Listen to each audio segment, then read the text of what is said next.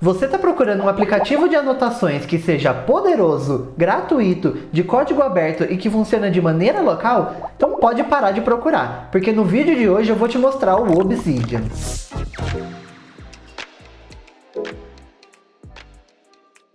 O Obsidian é um aplicativo de anotações que ele funciona por cima do conceito de segundo cérebro. Basicamente, você consegue jogar todas as suas anotações ali e com uma série de links você consegue ir formando relações entre essas notas para de fato formar como se fosse um segundo cérebro, as suas ideias fora do seu próprio cérebro.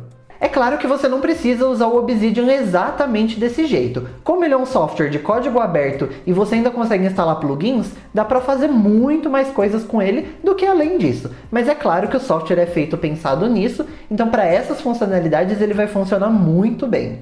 O Obsidian ele é um software de código aberto e totalmente gratuito, mas isso para o uso pessoal. Se a gente ver aqui na página de pricing, a gente consegue ver que tem o plano pessoal, que ele é totalmente gratuito para uso pessoal, você não precisa de nenhuma conta, nenhuma inscrição, você tem acesso a todos os plugins e API e você tem suporte da comunidade. Existe um plano Catalyst, que basicamente é uma maneira de você apoiar o desenvolvimento do software, onde você consegue pagar $25 no mínimo, e você pode fazer ou um pagamento ou pagamentos mensais, e aí você vai ter um acesso antecipado às builds de Insider, você vai ter umas badges especiais na comunidade, e você também vai ter acesso a um canal de desenvolvimento exclusivo. Então basicamente você vai ter o mesmo software, só que você vai ter acesso antecipado e vai ajudar no desenvolvimento. Por último, você tem o plano comercial. Ele basicamente tem duas diferenças do plano pessoal. A primeira é que você pode utilizar ele para fins comerciais, então se você vai utilizar o Obsidian na sua empresa, você precisa assinar esse plano aqui. E você também tem o suporte prioritário, então você vai ter suporte da própria equipe do Obsidian se você precisar. E o valor ele é bem salgadinho, ele é $50 por usuário por ano. Depois, o Obsidian ele oferece mais 2 serviços pagos. O primeiro é o Obsidian Sync, que basicamente é uma maneira de você conseguir sincronizar todas as suas notas entre todos os seus dispositivos, principalmente entre um celular e um computador, mas se você tiver mais de um computador, por exemplo, você consegue utilizar também. A vantagem de utilizar o Obsidian Sync é que você tem criptografia de ponta a ponta por padrão, você tem um histórico de versão e você também tem prioridade no suporte via e-mail. Então, se você quiser uma alternativa mais prática para sincronizar os seus arquivos, você pode utilizar o Obsidian Sync. Mas aqui, como o Obsidian ele trabalha com arquivos locais, ele basicamente é uma pasta cheia de arquivos de Markdown e as suas fotos que você subir, você consegue utilizar qualquer outro serviço para sincronizar. O método mais popular é você utilizar um serviço de armazenamento na nuvem, como Google Drive, OneDrive, iCloud ou qualquer outro. Então você consegue manter a sua pasta com todos os seus arquivos lá, deixar baixado no seu computador e acessar o Obsidian naquela pasta e utilizar normalmente. É só você conectar a mesma pasta no seu celular, no seu computador e em qualquer outro dispositivo e você vai ter acesso a todos os seus arquivos. Mas como na real são só arquivos locais, você pode utilizar a maneira que você quiser para sincronizar esses arquivos. Você pode utilizar um NAS, você pode utilizar Git ou qualquer outra coisa que você quiser. O último serviço pago do Obsidian é o Obsidian Publish. Basicamente, com ele, você consegue transformar algumas das suas notas em um site disponível ao público. Ele é bem interessante se você quiser criar uma wiki, uma documentação, ou se você só quiser disponibilizar de maneira pública algumas das suas notas. O foco dele é para pessoas que não querem mexer com o lado técnico de criar um site, então você consegue de maneira muito simples, simplesmente disponibilizar aquelas suas notas em um site, mas você consegue utilizar um domínio customizado. Se você quiser, você pode utilizar CSS para mudar o visual, ele tem suporte para temas, então você consegue fazer tudo isso sincronizado dentro do próprio Obsidian. O Obsidian está disponível em praticamente todos os grandes sistemas operacionais. Você consegue baixar ele no iOS, no Android, você consegue baixar a versão para Windows 32 e 64 bits, inclusive na versão de ARM do Windows. Você consegue utilizar ele no macOS, tanto para Intel quanto para Apple Silicon, e no Linux ele também tem vários formatos disponíveis. Você consegue baixar ele em AppImage, em Snap, tem uma versão de Flatpak, mas que ele é mantido pela comunidade, e depois você tem uma versão de ARM também para Linux, e você tem um arquivo .deb se você utilizar um Ubuntu, ou Linux Mint, ou Pop! OS, por exemplo. Depois que você instalar o Obsidian e abrir ele pela primeira vez, você vai cair nessa tela aqui. Basicamente você tem 3 opções. A primeira é de criar um novo cofre. Basicamente o cofre é a maneira que o Obsidian organiza todos os seus arquivos. Dentro do cofre você consegue criar várias pastas e todos os seus arquivos ali dentro. Então se você nunca utilizou o Obsidian, você vai selecionar essa primeira opção. Depois você tem uma opção de abrir uma pasta, então se você já tem uma série de arquivos do Obsidian, é só você vir aqui na segunda opção, aponta onde está essa pasta e você vai conseguir acessar todos os seus arquivos normalmente.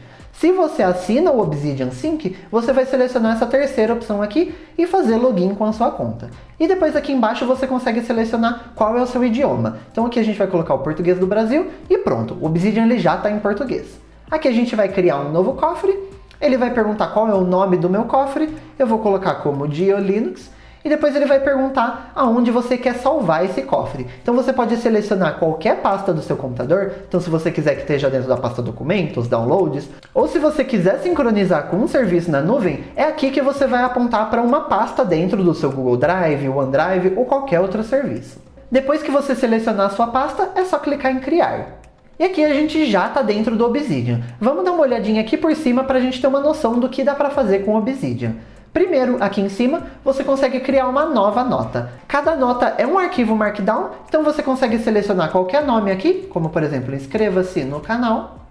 Você pode vir, você pode colocar um título, você consegue colocar listas. Você consegue fazer basicamente qualquer coisa que você faria com um arquivo de Markdown.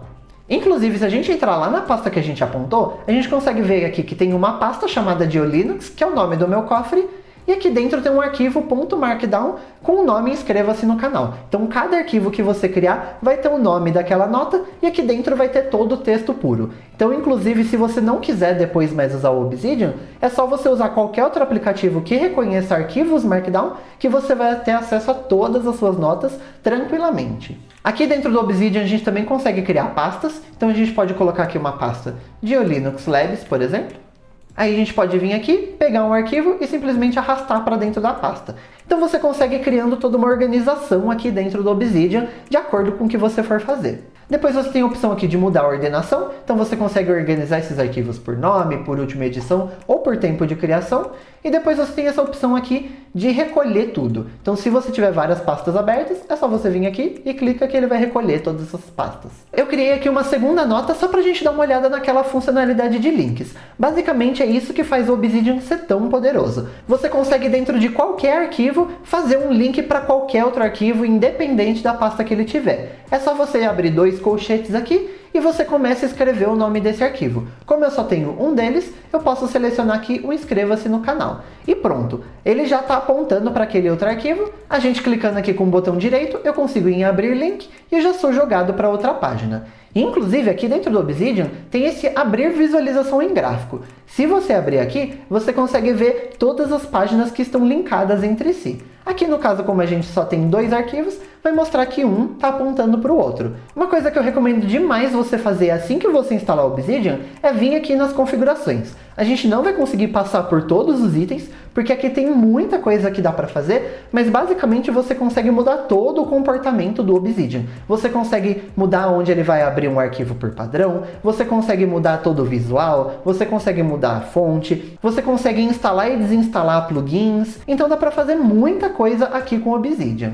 Aqui inclusive a gente consegue ver que tem 2 opções, os plugins nativos e os plugins não oficiais. O Obsidian ele vem com uma série de plugins instalados que eles não são considerados um core do aplicativo, mas eles são oficiais do próprio Obsidian. Então você consegue vir aqui e ver quais são todas essas funcionalidades, todos esses plugins, você consegue ativar muita coisa e se tem alguma coisa aqui que você não utiliza, você consegue desativar e ele simplesmente não vai te incomodar mais. Então, por exemplo, se você não quiser usar o Obsidian Canvas, você consegue vir aqui, desativar e acabou. Você consegue ver inclusive aqui que ele sumiu a área de configurações do Canvas, porque se você não vai utilizar ele, não tem nem para que você mexer nas configurações. Aqui eu vou reativar e dá para ver que tem muita coisa inclusive que vem instalado, mas vem desativado por padrão, como um gravador de áudio, por exemplo. Se você quiser manter arquivos de áudio junto dentro do seu Obsidian, você consegue vir aqui, ativar e a gente consegue ver aqui inclusive que ele apareceu um botãozinho aqui para começar a parar a gravação de áudio. Então você consegue só vir aqui, clicar no botão para começar uma gravação de áudio, ele já está gravando